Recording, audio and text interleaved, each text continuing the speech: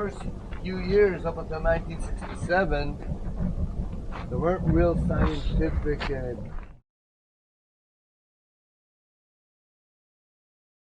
dugs going on here, people digging, but you had Bedouin sheikhs were digging here, some army commanders from the Jordanian Legion, and you had some priests, some archaeologists, but it was like every Tom, Dick, and Harry was down here, and you had scrolls showing up in different auctions around the world. The Bedouins by now learned how they can make more value by tearing them to pieces and selling them off piece by piece, and but that's how it is.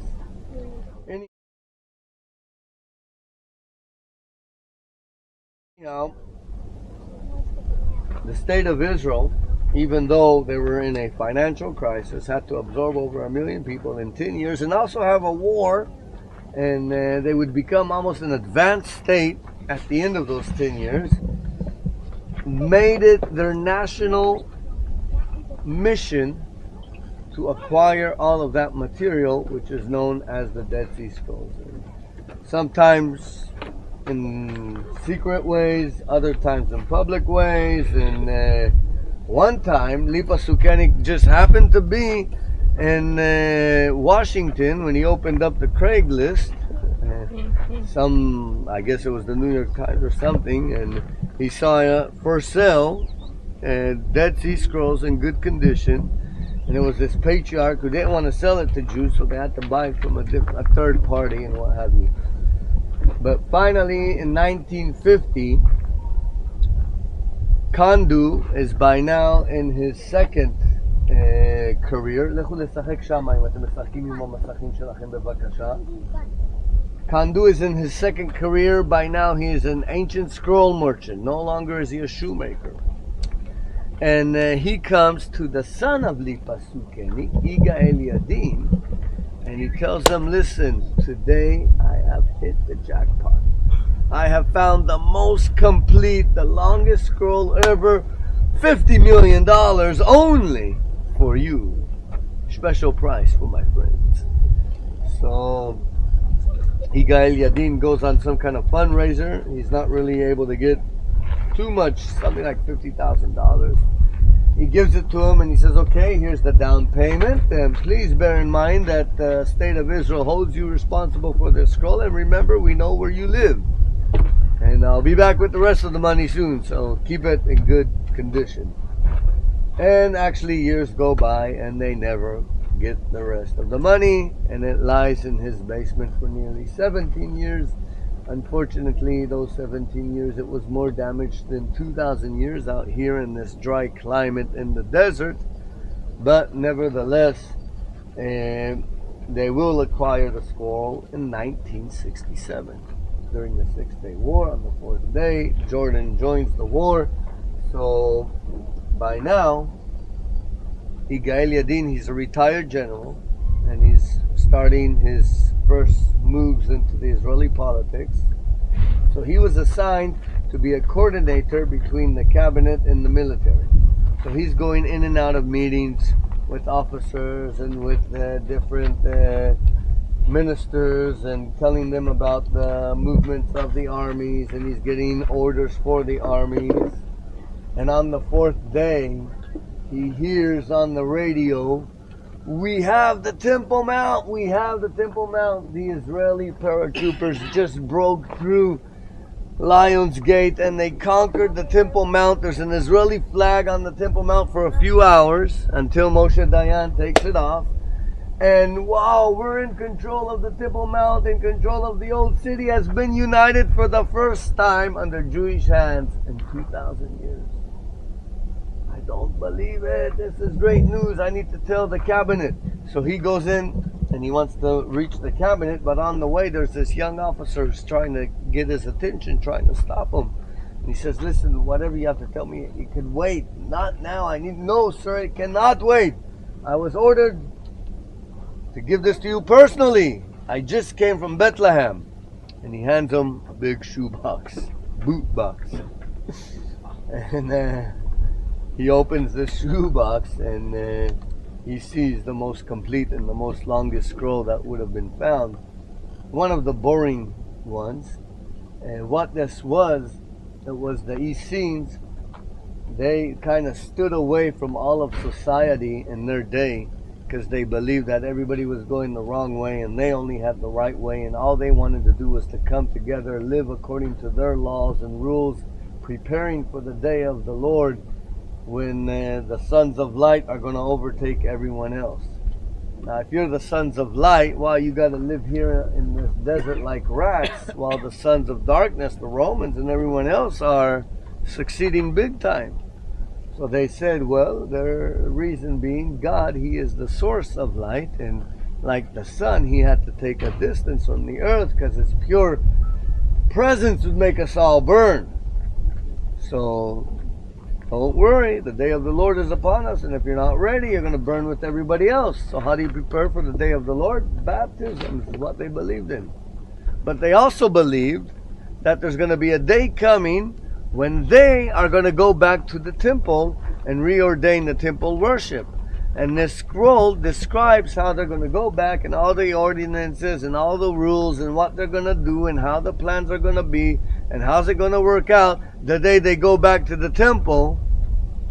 And that scroll came to light the day the Jews went back to the Temple Mount. Wow. What a coincidence, Larry. But of course, the Essenes did not believe in coincidence, but something called predestination. Oh, yeah. That everybody has a part in God's plan, even a long They mentioned that in that movie.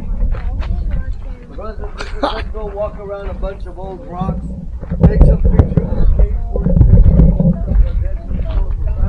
and make our way to the Sept Hotel.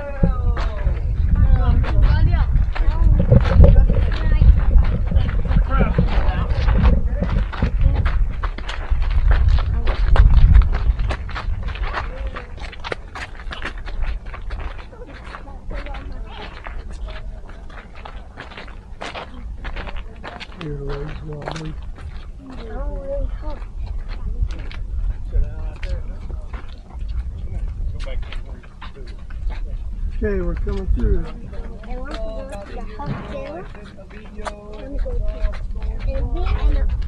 and be on the beach. That waterfall there flows a few days in the wintertime. And they would break the fall at the bottom, they would build a dam and break the fall of the water, and then the overflow is built over here from this aqueduct, and it fills up their whole area with water. This area, I guess, was the administration center. It had somewhat of a wall and a tower, but I think most people would just be camping around. But here's another ritual bath. Here's another aqueduct leading the rest of the water into the administration center, I call it. Okay. I'm just wondering what the man. Yeah. That's exactly why I want to stay.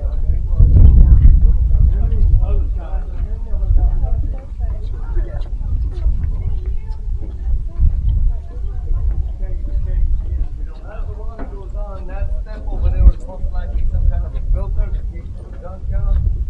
Then it keeps going over here. And it keeps flowing down here. It's another ritual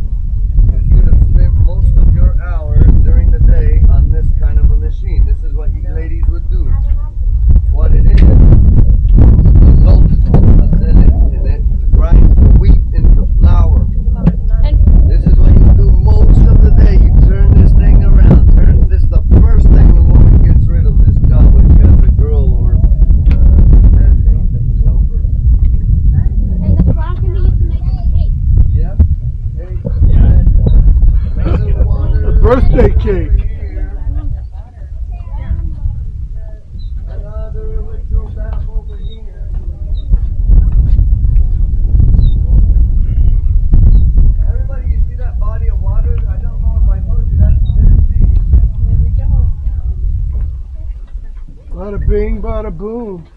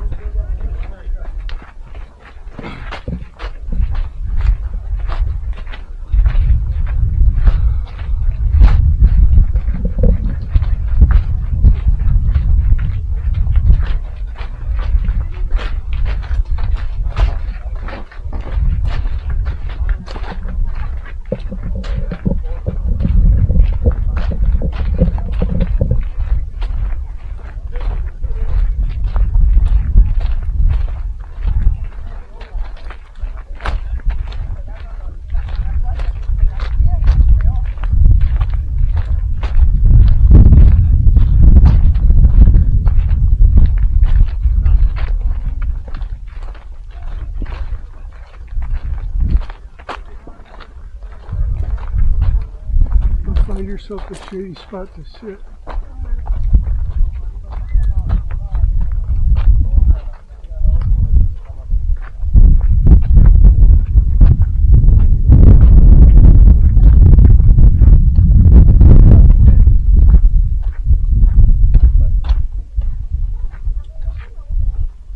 Okay, no, Galia, we're not going into those caves.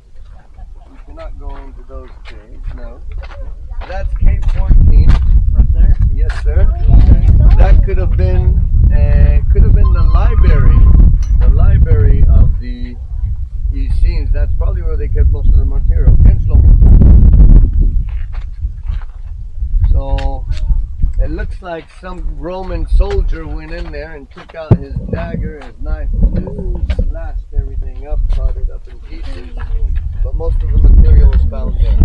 So when we say the Dead Sea Scrolls, most of the material is, well, there's about 18,000 fragments of scrolls, and it is mostly the Old Testament. Except for what book, Larry? The book of Esther is not mentioned in the Dead Sea Scrolls. They don't, they never found the book of Esther here. But all the rest of the books they indeed found, and commentary as well, and small rule books as well concerning the different rules and what have you. And the question is, did they found the New Testament? No, the New Testament was being lived back then. It wasn't written. They did found a treasure map, the Copper Scroll, which Indiana Jones, the movie, is based on. This one archaeologist by the name of Jones, you could actually go there to Amman and see it in the museum. It's like a treasure map of all the temple utensils, the golden menorah, and what have you. And they dug all over according to that map, and as far as I know, they haven't found anything. Another guy, I heard a theory that the map, well, it's a map of Jerusalem. This is where that is, and this is where that is. And but he says if you turn the map around, it looks just like Qumran. So maybe it's the map of Qumran. So, are there any questions about anything? Well, Shlomo is buying some water and going to the bus, and there's a very important site called bathrooms on the way to the bus if anybody wants to use. We're about 45 minutes away. Brother, do you have anything to add?